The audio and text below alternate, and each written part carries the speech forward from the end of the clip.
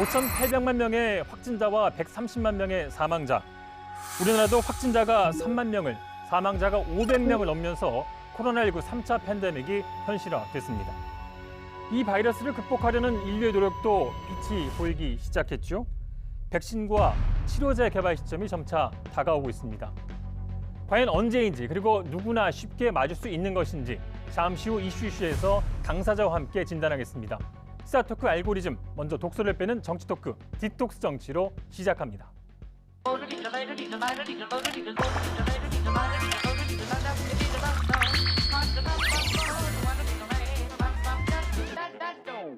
네, 한 주간 센 정치 독소를 풀어보는 시간 디톡스 정치입니다. 여야의 대표 중진, 더불어민주당 정청래 의원, 국민의힘 권성동 의원 두 분 모셨습니다. 안녕하세요. 예, 안녕하십니까. 자, 권 의원님 저희 프로그램 처음 오시는데요. 예.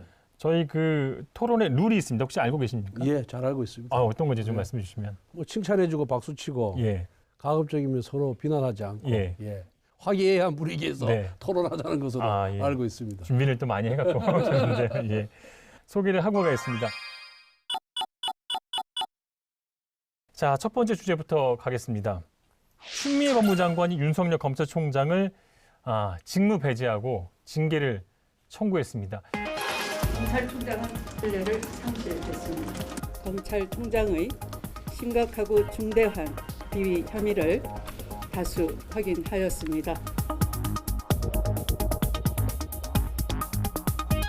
윤 총장은 검찰의 미래를 위해서 스스로 거취를 결정해 주기 바랍니다. 이 뒤에서 이것을 묵인하고 어찌 보면 즐기고 있는 문재인 대통령이 훨씬 더 문제입니다. 이번 발표 먼저 좀 예상을 좀 하셨습니까? 이 검찰총장에 대한 직무 배제, 네. 이건 전혀 예상치를 못했습니다. 이게 헌정사상 처음 있는 일이거든요. 네. 그리고 검찰총장을 직무 배제할 필요가 있겠습니까? 그냥 대통령이 자신의 인사권을 이용해서 해임하면 되지. 그래서 저는 오늘 그 직무 배제 및 징계 청구를 하는 거 보면서 정말 치졸해도 너무 치졸하다. 한심하다는 그런 생각이 들었습니다. 그러니까 저는 직무 배제까지는 솔직히 예상을 못했어요. 예. 못했는데 발표 내용을 제가 여러 번 읽어보고 그리고 또 그 구체성과 그 방대함을 봤을 때 추미애 장관으로서는 일단 직무 배제를 해놓은 상태에서 징계위원회를 열어서 당신이 억울한 게 있으면 와서 소명하라 이렇게 됐거든요. 근데 이제 윤석열 총장이 곧바로 들이박았어요 또. 입장을 끝까지 내놨죠. 법적 대응을 하겠다. 그 들이받았다는 표현은 그거는 너무 좀 심한 표현 같고 징계위에 불출석하겠다.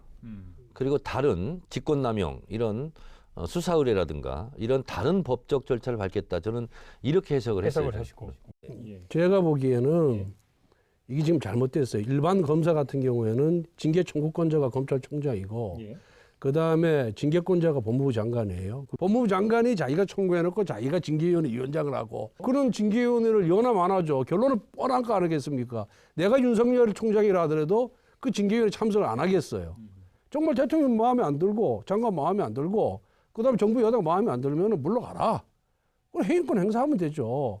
왜 국민들하고 하여금 뭐 직무정지에다가 징계 청구에다가 또 징계위원회 개최되는 내내 이런 뉴스가 나오게끔 하냐 이거죠. 그러니까 좀 대통령께서 당당했으면 좋겠다 저는 그런 생각합니다. 소위 말하는 이건 빼박이에요. 왜 그러냐면 하나 말씀드리면 중앙일보 홍석현 회장을 만난 것이 첫 번째 이유였어요. 네. 근데 JTBC 등이 지금 입건돼 가지고 수사 중이었다고 그러는데 어쨌든 사건 관계자와 만나는 것은 검사 윤리 규정을 위반했다 하는 것은 어떻게 뭐 달리 도망갈 방법도 변명할 방법도 없는 것 같아요. 또 하나는 조국 장관 관련해서 판사들이 독립적으로 재판하면 되는 일 가지고 그 판사들을 사찰했다는 거 아닙니까? 성향 분석하고. 윤석열 검찰총장이 이른바 재판부 사찰 의혹을 전면 부인하며 관련 문건을 공개했습니다. 문건을 공개한 지 2시간 만에 법무부는 윤 총장을 직권남용 권리행사 방해 혐의로 대검에 수사 의뢰했습니다. 그리고 또 한동훈 한명숙 총리에서 감찰에 대해서는 실제로 그 감찰을 또 방해했다고 했죠. 예. 근데 이 부분은요, 김봉현 편지에도 나오는 내용입니다. 자, 검찰 내부에서 감찰을 받았는데 내가 그거를 없애줬다. 그래서 마치 그 검찰 그 동네에서는 큰형님처럼 이렇게 존경을 받고 있다 하는 건데 이번에 또 감찰을 방해했다는 거고요. 그리고 본인에게 직접 대면 감사를 하려고 했는데 감찰하려고 했는데 협조를 안 했다는 거고. 그리고 이제 5번째가 저는 더 중요하다고 봅니다. 포괄적인 의미 그렇습니다. 어쨌든 검찰총장은 정치적 중립 의무를 해야 되는데 그걸 위반했다는 거죠. 뭐 제가 일일이 다 반박할 수 있지만은 그중에 하나만 보면은 예. JTBC 실질적인 사주인 홍석현 회장과 만난 것이 부적절하다 그랬잖아요. 예. 근데 그 당시에 JTBC와 관련된 사건은 변희재 씨가 JTBC를 그 비난해서 명예훼손 사건이 있었어요. 그 명예훼손 사건을 변희재 씨를 구속 기소한 직후에 만난 거예요. 그럼 검찰의 역할이 구속 기소하면 다 끝난 거지. 그 위에 부적절한 만남이. 5번째 정치의 중립성을 훼손했다 했는데 퇴임 후에 정치할 거냐? 퇴임한 후에 내가 어떤 국가와 사회를 위해서 국민을 위해서 무슨 역할을 해야 될지 내가 고민해 보겠다. 이게 그 얘기란 말이에요. 그거는 고위공직자들이 국회에 나와서 그런 질문하면은 일반적으로 하는 답변이 내가 보기엔 아무런 문제가 없는 거예요. 자, 그래서 좀 정리를 하자면 앞으로 이제 어떻게 일이 전개될까 이제 관심인데 이제 징계위원회가 이제 열리게 되겠죠. 그래서 어떤 그 징계들이 구체적으로 좀 나올 수 있는 겁니까? 법무부가 윤석열 검찰총장의 징계 여부를 논의할 징계심의위원회를 다음 달 2일 오후에 열기로 했습니다. 윤석열 검찰총장이 추미애 장관의 직무 배제 조치에 대한 집행정지를 신청한 데 이어서 직무집행정지 취소 소송도 냈습니다. 그리고 이 정도 사안을 청와대와 긴밀하게 협의하지 않고 장관 독자적으로 결정할 수가 없어요. 왜? 인사권자가 대통령이기 때문에, 총장 인사권자 대통령이기 때문에 만약 대통령 뜻과 반하게 추미애 장관이 한 거는 대통령 인사권에 대한 정면 도전이에요. 그렇기 때문에 청와대와 긴밀한 협의 아래 이미 시나리오를 작성해가지고 지금 진행이 된 거예요. 그러니까 징계위원회는 뭐 불을 보듯 뻔하죠. 이건 무조건 징계를 합니다. 예. 뭐라고 변명하고 뭐라고 자료를 제출하든 간에 징계는 파면이에요. 내가 보기에. 파면이에요. 파면까지 나올 수 있는. 예. 파면까지 나올 수 있는 게 아니라 무조건 파면을 해요. 이 정부가 언제 무슨 정당하고 합당하고 합리적으로 무슨 결정을 했습니까? 집권남에 들어가면은 아마 윤석열 총장은 끝까지 법정 탈퇴를 안 할 겁니다. 적절한 시간이 되고 국민적 비난이 현 정부에 대한 국민적 비난이 고조가 되는 시점에 아마 사표 내고 나올 것으로 저는 예측을 합니다. 자, 만인은 법 앞에 평등하죠. 전직 대통령 2명이 구속돼 있는 상태예요. 감옥살이를 하고 있습니다. 검찰총장은 법 위에 있는 게 아니라 검찰총장도 예외가 아니고 법 아래에 있는 거예요. 추미애 장관이 지금 개인적 감정으로 주먹을 휘두르는 것이 아니라 법적인 절차에 따라서 원칙과 절차에 따라서 징계 절차를 착수한 거예요. 그러면 윤석열 검찰총장도 법과 원칙에 따라서 징계 절차에 걸맞는 소명 절차를 이제 밟아야 되는 거예요. 지금 없던 법을 갑자기 만들어서 하는 게 아닙니다. 윤석열 총장이 바로 이제 법적으로 대응을 하겠다는 입장을 보였단 말이에요. 그럼 본인도 이제 그냥 가만히 이렇게 순순히 물러나겠다는 아닌 뜻은 읽히는데. 일단은 뭐 서면으로 이 징계의 위법 부당성에 대해서 본인의 주장을 담은 서면을 제출할 거고요.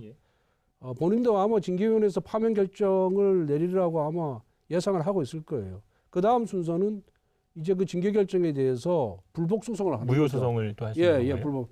아니 예를 들면 직무 정지 3개월, 감봉 3개월. 예를 들면 이렇게 나올 수도 있어요. 권성동 의원님이 예상하듯이 파면이 아니고. 그럴 때는 상당히 애매하게 되겠어요.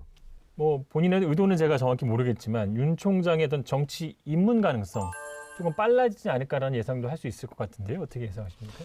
윤석열 총장 정치에 입문 못합니다. 제가 보기에는 왜 그러냐면 지금은 어쨌든 국민의힘 후보가 안 보이고 그래서 윤석열이 떠 있는데 만약에 국민의힘에 입당을 한다. 그러면 지지율은 많이 떨어질 겁니다.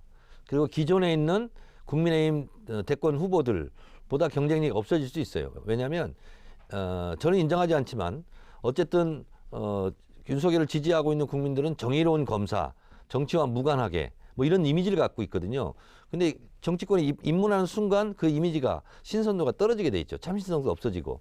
그러니까 이게 지금 윤석열 총장의 대권 후보 지지도가 높게 나오는 이유가 이 정부 여당의 정치적 압박, 탄압, 핍박 때문에 그런 거지. 윤석열 검찰총장의 어떤 정치적 능력을 이 국민들에게 발휘돼서 이렇게 나타난 건 아니거든요. 그래서 총장이 그만두게 되면은 아마 지지도는 떨어질 것이다. 저는 이렇게 보고 있고요. 또 윤석열 총장 자체가 정치적인 성향의 인물이 아니에요. 저도 뭐 개인적으로 잘 알고 있지만은 그냥 타고난 검사예요. 그래서 검사로서의 능력은 굉장히 출중할지 모르지만은 정치적인 어떤 능력이라든가 이런 감각은 정말 이 뭐 아직까지 전혀 평가할 만한 그런 상황은 아니다 이런 생각이 들고요. 그 질문 제가 드렸는데 이런 윤 총장이 본인의 의지와는 관계없이 범야권 후보로 인식되는 이런 현상에 대해서는 어떻게 생각하세요? 정말 국민들이 원해서 윤석열 총장의 지지도 고공행제를 계속하고 그다음에 범야권 인사로 분리가 된다 그런다면은 저희 당으로서는 정당하게 우리 당이 입당을 해서 경쟁 절차를 거치라고 권유하고 싶어요. 저는 윤석열 현상이 옳든 그르든 이것이 오래 가면 갈수록 국민의 힘으로서는 상당히 재앙적 상황이다 이렇게 봅니다. 그건 우리 정청래 의원이 나무당 걱정을 많이 해주는데 나무당 걱정하지 말고 민주당이나 걱정하시고 집권 여당은 정부나 걱정하세요. 집권 여당은 야당까지 걱정해주는 무한 책임을 지고 있는 무슨 무한 책임이야. 세력이기 때문에 그건 국민을 무시하는 발언이고 우리 국민은 현명하기 때문에 정부 여당의 만용, 국민 무시, 헌법 파괴에 대해서 반드시 저는 응징할 것이다 이렇게 생각을 합니다. 고위공직자 범죄수사처장 후보 추천위원회가 다시 열렸지만 이번에도 역시 후보 압축에는 실패했습니다. 최종 후보 2명을 검사와 비검사, 검사와 검사 출신으로 여러 조합을 만들어 표결에 붙였지만 7명 가운데 6명 이상이 찬성한 조합이 없었던 겁니다. 공수처장 후보 추천위원회가 우여곡절 끝에 25일에 다시 열렸습니다. 이 양당 입장은 이제 많이 알고 있는데 민주당은 상대가 의도적인 침대 축구를 하고 있는데 마냥 기다릴 수는 없다 뭐 이런 입장인 것 같고 국민의힘은 이제 후보 검증이 더 필요하기 때문에 법으로 보장한 거부권을 행사한다는 거 아닙니까? 뭐 이런 입장인 것 같은데요. 이런 좀 틀을 뛰어넘는 대안이 없을까라는 좀 고민을 좀 해봤으면 좋겠습니다. 이미 야당의 속셈을 이미 인내하면서 기다리고 그래도 혹시나 하고 참고 기다리는데 이제 도저히 안 되겠다. 그래서 개문발차를 하지 않을 수 없다 이런 생각을 해서 저희들은 개정안을 내서 올해 안에 인사청문회 끝내고 내년 1월에는 공수처장실에 출근하는 공수처장의 화면이 뉴스에 비춰지길 바라고 있습니다. 국회는 공수처법만 만들었지 공수처장 후보에 대한 검증 규정을 하나도 만들어 놓지 않았어요.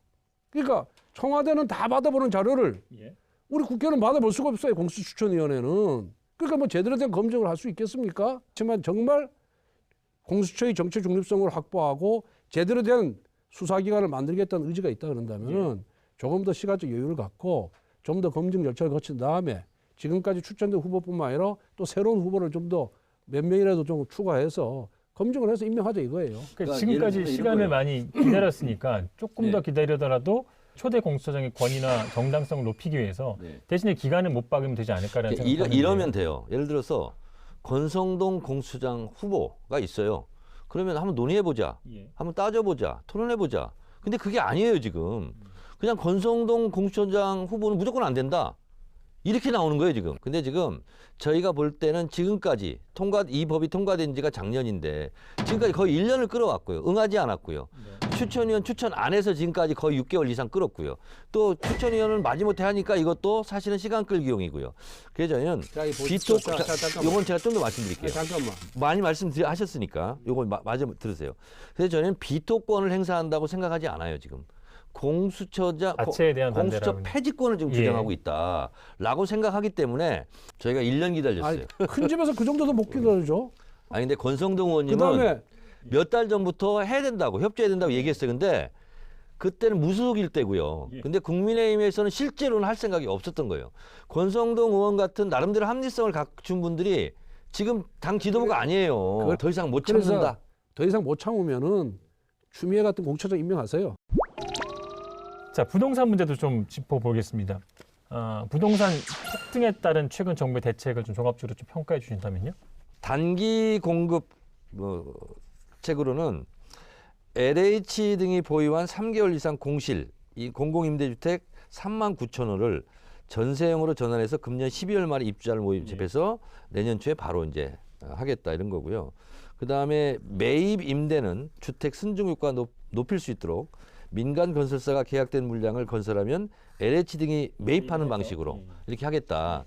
그래서 이제 저는 어떤 발표 때보다 이번 발표가 좀 더 실질적이고 직접적이다. 그래서 효과는 바로 나타날 것 같다. 이런 생각이 좀 들고요. 이런 단시한적이고 근시한적인 정책을 펴니까 언론에서 호텔 얘기만 나오는 거예요. 호텔 얘기만. 왜 언론이 기자들이 뭐 바보입니까? 말이 안 되는 소리니까 이걸 갖고 꼬집어 얘기하는 거예요. 흥분하지 마시고요. 아 그러니까 들어보세요. 그 뭐 공실 아파트를 뭐 몇만 원을 LH에서 구입해가지고 나눠주겠다 그랬잖아요. 이 공실 아파트 서울 시내 하나도 없어요. 다 지방에 있는 공실 아파트예요. 아니 서울도 좀 있고요. 뭐 서울 들어보세요. 그래서 이게 무슨 대책이나 나옵니까? 결국은 왜 지금 부동산 대란이 일어났느냐? 수요 공급 원리를 무시한 규제 일본도의 정책을 펴려보니까 이렇게 된 거예요. 공급이 없고 수요는 소득 수준이 높아지고 있죠. 그렇잖아요. 그 다음에 가구가 분화가 되잖아요. 그러니까 아파트 수요는 점점 늘어나는 겁니다. 그러니까 수요 공급의 불균형에 의해서 아파트 값이 치솟고 오르고 있어요. 내년도도 마찬가지예요. 수요는 5만 가구인데 공급 물량은 2만 가구도 안 돼요. 서울 시내 2만 가구가. 재건축밖에 없으니까 아파트 재건축밖에 없어요. 재개발을 해야지 대단위로 이렇게 공급이 되는데 그러니까 내년에 값이 더 올라간다는 거예요. 권성동 의원처럼 저렇게 막연하게 느낌으로 주장하시면 안 돼요. 마포가 선거 때 조사를 해보니까 1인 가구가 무려 38%예요. 마포가. 그러니까 1인 가구가 급속히 늘기 때문에 어쨌든 주택 공급은 필요한 것 같아요. 근데 그것도 마구잡이로 무작정 막 늘릴 수가 없잖아요. 그러면 3년이라는 아파트 건설 기간이 필요할 때 그 전에 그럼 어떻게 할 거냐. 그래서 단기적으로도 이러저런 대책이 필요해서 이번에 발표한 거죠. 임대차 3법에 대해서는 한 명 한 명의 에피소드를 들어오면 굉장히 그렇게 좀 안타까운 분들도 계시고 그러니까. 조금 더 안정을 또 찾았다는 분들도 계세요. 그러니까 이런 거예요. 그거는 이제 기존에 갖고 있던 사람들. 근데 그분들이 2년이 계약갱신 청구권에서 2년이 더 지난 후에 새로운 이제 전세집을 구할 때는 또 다른 어려움에 봉착하는 거죠. 정부는 그때는 또 안정이 될 거라는 그 기대를 갖고 있는 거고. 이런 거죠. 예를 들면 주 5일제 처음 시행할 때 김대중 정부였을 거예요. 너무나 많은 혼란이 있다고 엄청나게 비난과 비판이 많았죠. 근데 막상 하니까 또 안정이 됐잖아요. 그런 것처럼 이번에 그 임대 기간 2년에서 4년으로 처음에는 낯설죠. 혼란스럽고 과도기도 있을 수 있죠. 근데 이게 또 정착이 되면 결국은 돈 없는 서민들을 위한 법 아닙니까? 국민 한 분 한 분을 존중하는 정책을 정부에서 만들어야죠. 그리고 그 상가 임대차 보호법 계약 기간 늘릴 때 제가 법사위 간사할 때 제가 그거 늘려놨습니다. 잘했습니다. 박수 한 번씩 치시죠. 집값 안정화로 가겠다는 여야 입장은 이제 지향점은 같기 때문에 이게 뭐 가는 방향이 다른 게 아니지 않습니까? 그래서 좀 머리를 모으시면 저는 충분히 풀어낼 수 있는 아이디어가 생길 거라고 생각이 들고요. 이제 공급을 늘려야 한다는 인식 자체는 어느 정도 많이 공유가 된 것 같은데 그렇다고 우리 앞으로 인구 증가를 봤을 때 무작정 재건축 재개발을 무작정 늘리는 것도 방법은 아닌 것 같고 그 사이에 좀 답이 있을 거라 뭐 이런 생각으로 정리를 하겠습니다. 오늘 뭐 뜨거운 토론 수고 많으셨고요. 오늘도 저희가 한 주간 쌓인 정치 독소를 배출하기 위해서 디톡스 주스를 준비했습니다. 체중 감량이 되나 이거. 고생 많으셨습니다. 네, 감사합니다. 잘 마시겠습니다.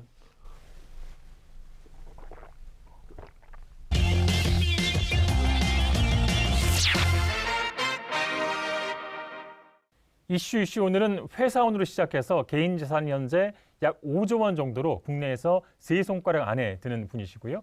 코로나19 치료제 개발에 가장 앞서 있는 기업이죠. 셀트리온의 서정진 회장 직접 모셨습니다. 안녕하세요. 안녕하세요. 네. 셀트리온 역사 한 20년 정도 됐더라고요. 그렇습니다. 20년째입니다. 이제. 예. 셀트리온만 보면 시총이 40조 정도 되는데 6위고요. 그러니까 5위가 네이버고 7위가 현대차더라고요. 처음에 어떻게 제약회사를 좀 창업하게 되셨는지부터 좀 묻고 싶습니다. 제가 2000년에 사업을 시작할 때 이제 사업에서 제일 중요한 거는 미래를 읽는 거 아닙니까? 그때 이제 불보듯이 뻔한 게 고령화 시대가 오는 거예요. 고령화 시대가 오면 의약품의 수요가 증가할 거 아니에요. 그러면 이제 제약 산업이 R&D도 중요하지만 산업도 중요해지겠다. 그러면 미국과 유럽 중심의 제약 산업이 아시아로 이동을 할 수 있겠다. 그러면 한국에 우리가 교두보를 확보하면 우리한테 이 기회가 오겠다. 그게 20년 전에 제가 생각했던 생각이에요. 예. 어떻게 보면 선견지명이신데요. 운이 좋은 거죠. 예. 원래 대우자동차에 예. 계셨잖아요. 대우그룹이 그때 세계 경영을 주창했었어요. 그래서 저한테 전 세계에서 활동할 기회를 제공해 줬어요.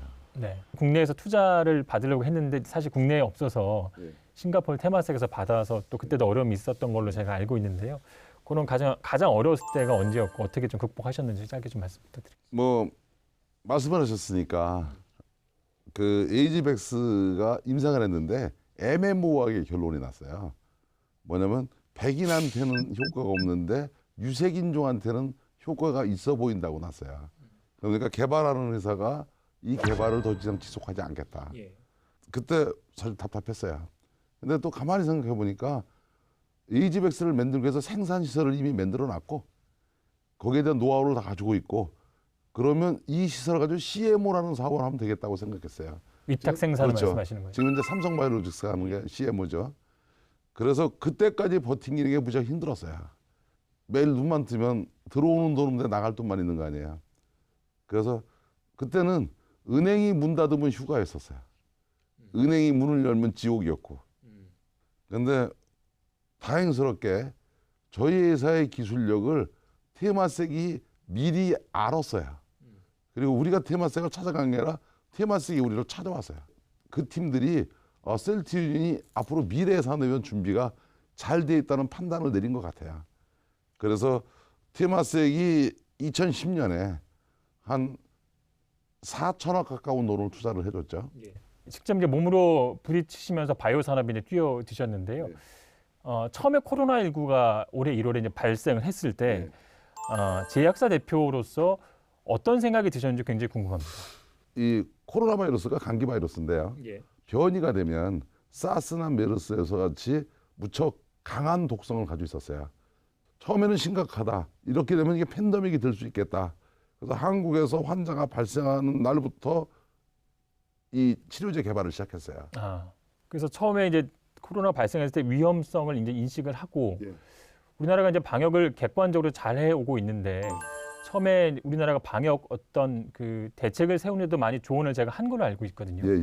팬데믹이 될 수 있는 신종 바이러스가 오면 첫 번째 하는 거는 국가가 국경을 막아야 됩니다. 그리고 이제 들어오기 시작했다. 그러면 피해를 극소화시키는 거예요. 그래서 격리 치료라는 걸 해야 돼요. 그다음에 또 장기가 많이 손상된 중증 환자는 기존 병원으로 이동하면서 사실은 치료제나 백신이 나올 때까지 피해를 극소화하면서 기다리는 겁니다. 그리고 치료제와 백신이 나오면 이제 그때 가서 청정 국가를 만드는 거예요. 그래서 지금 현재 우리나라의 스코어는 우선 힘은 들었지만 방역에서 가장 성공한 국가가 됐고 이제 치료제가 이제 터널 끝으로 왔고 좀 국민들이 지쳐가고 있는데 이 바이러스의 이런 공포감에서 이 불편함에서 자유롭고 해방될 시간이 곧 올 거라고 기대합니다. 곧 올 거라는 말씀을 좀 구체적으로 말씀해 주시면 뭐 내년 초 중반 이 정도로 좀 예상하면 되겠습니까? 팬데믹이 됐을 때는 이제 조건부 승인이라는 제도를 가지고 있는데 요거는 이상이 종료됐을 때에도 안정성과 효능에 큰 문제가 없다면 3상을 진행한다는 전제하에서 조건부로 우선 출시를 허가하는 제도를 전 세계가 다 가지고 있어요. 이상 우리가 환자가 300명 모집인데 지금 현재 292명이 치료를 받았어요. 그러면 조만간에 이상이 마감되겠죠. 그럼 마감되면 25일에서 30일 정도 사이에 지금서부터 모든 분석된 데이터를 규제기관에 제출할 수 있고 규제기관은 또 빠른 시간 안에 검토를 해서 허가가 날 수 있다고 치면 전 국민한테 치료약으로 공급할 수 있을 10만 명분을 이미 생산해 놨어요.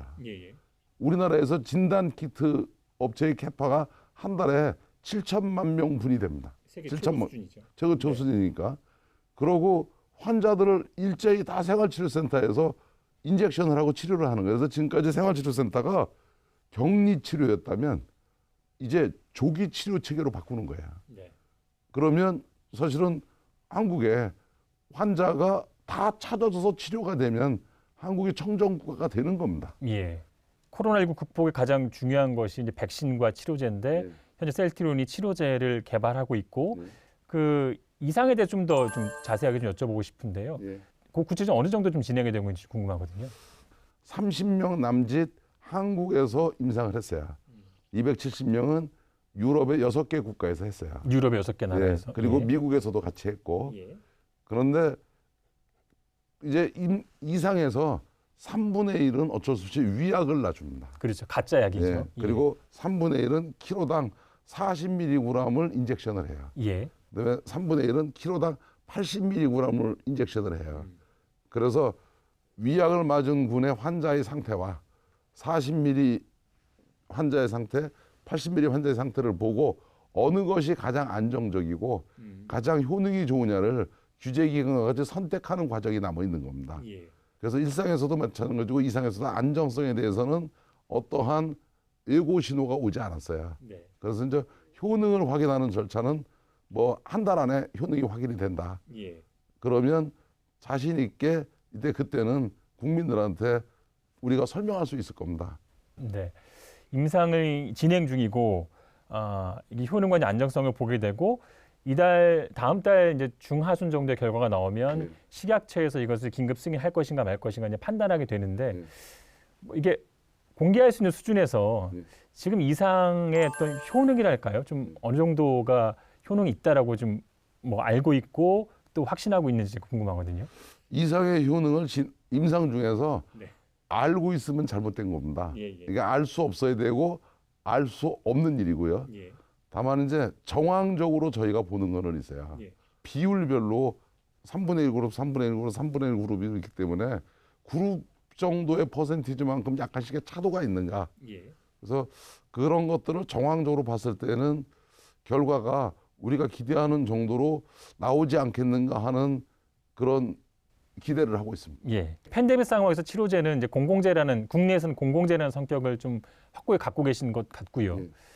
그 부분에 대한 일단 질문을 일단 드리고 싶고, 그럼 우리나라의 공공재 성격을 치료하고 남은 것을 우리가 외교적으로 활용할 수 있다라는 그런 생각을 갖고 있는 걸 알고 있거든요. 예. 그 부분 설명 좀 부탁드리겠습니다. 사실은 저희는 제약회사입니다. 예. 저희 제약회사는 사실은 환자분들이 고통에서 벗어나게 하는 게 기업의 근본적인 목적이에요. 예. 그 결과 부수적으로 이익이 생기는 거지만, 근데 이렇게 팬데믹이 됐을 때는 제약회사는 이 재난을 빨리 빠져나가게 해야 할 의무가 있어요. 네. 그리고 또 이 바이러스 질환 같은 경우는 기업 혼자 개발을 못 합니다. 그 이유는 기업은 바이러스를 컨트롤할 수가 없어요. 네. 그러면 보건연구원 같은 국가기관하고 공동과제를 하게 돼 있어요. 그리고 일부 국가의 보조금도 받고요. 지금 셀트론도 그렇게 진행되고 그렇죠. 있는 거고요. 그러면 근원적으로 우리 자국가에 대해서는 이익의 대상이 아닌 국가입니다. 그러니까 당연히 이건 원가로 공급해야 되는 겁니다. 예.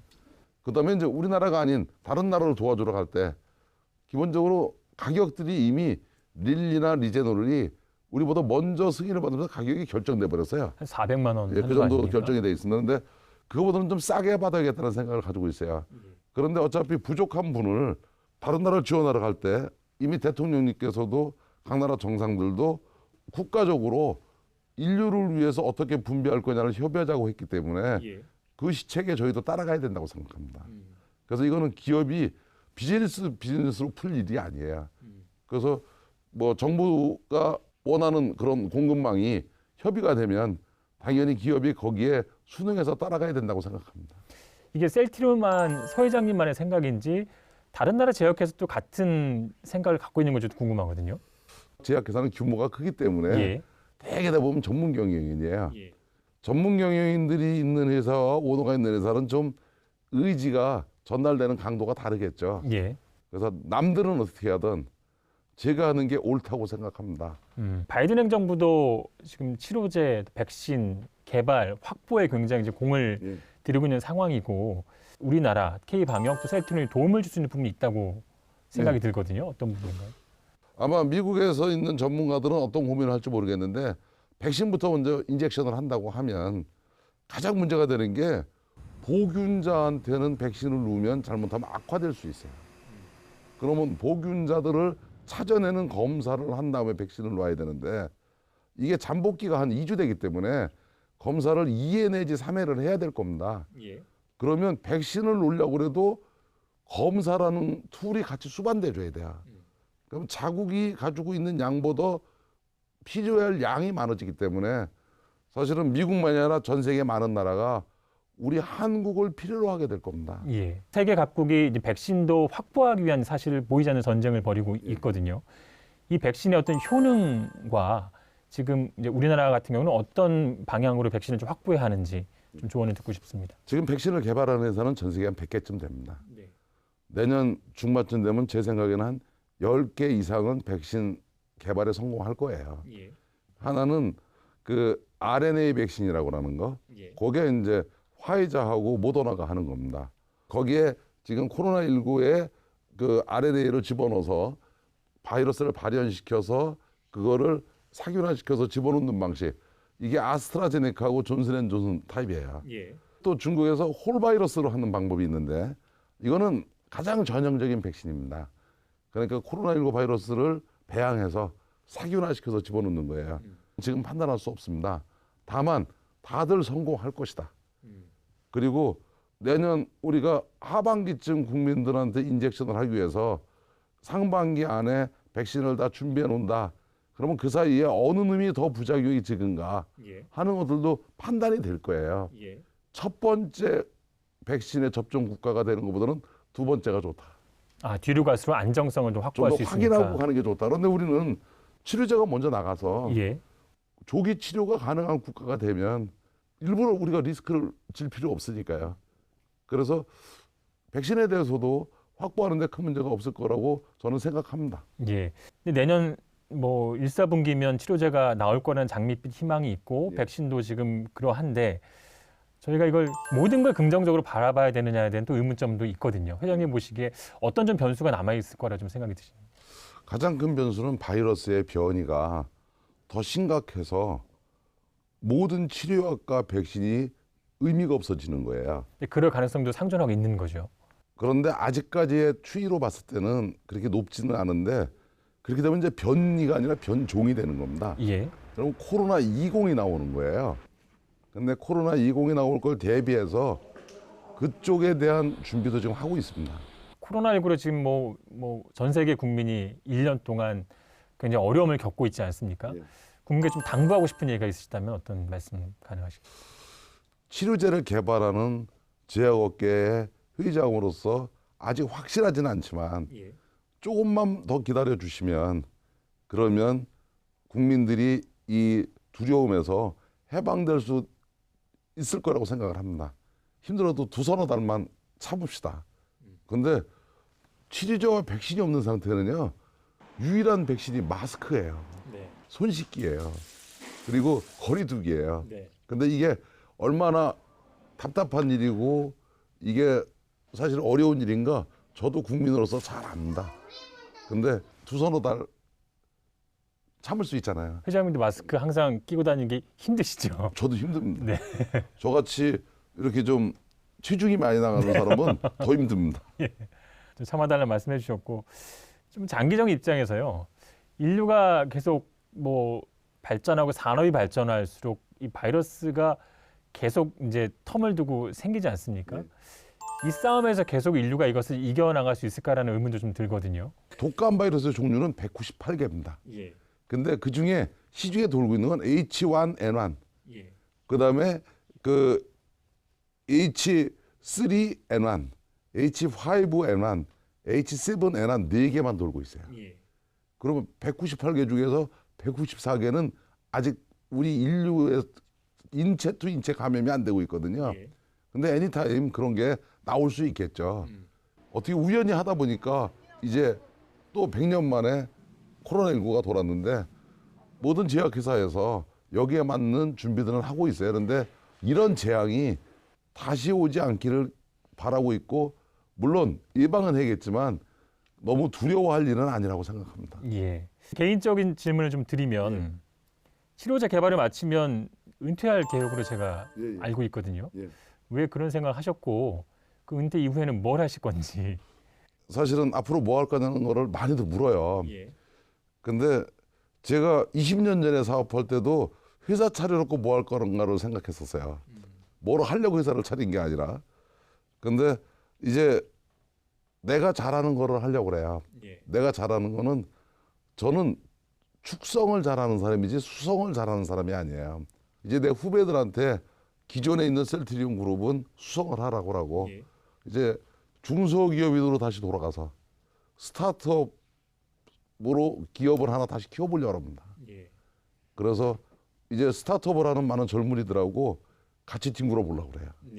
그래서 미래에 있는 젊은이들한테 마지막 결론, 여러분들을 믿습니다. 그리고 우리보다 더 좋은 결과를 내실 수 있고 흑수저, 금수저 이런 타령하지 마시고 여러분들의 장점을 발휘해서 열정과 정열을 불태워봐라. 전 세계에서 당신들은 틀림없이 성공할 거다 하는 메시지를 주고 싶습니다. 예. 스타트업으로 가시는 제 3의 길에도 좀 박수를 보내드리고 지금 개발 중인 치료제도 빨리 좋은 소식을 들었으면 좋겠습니다. 조금만 더 이제 견뎌달라, 희망이 좀 보인다는 말씀이 좀 가장 오늘 인상 깊었던 것 같고요. 오늘 말씀 잘 들었습니다. 지금까지 서정진 셀트리온 회장이었습니다. 오늘 고맙습니다. 고맙습니다.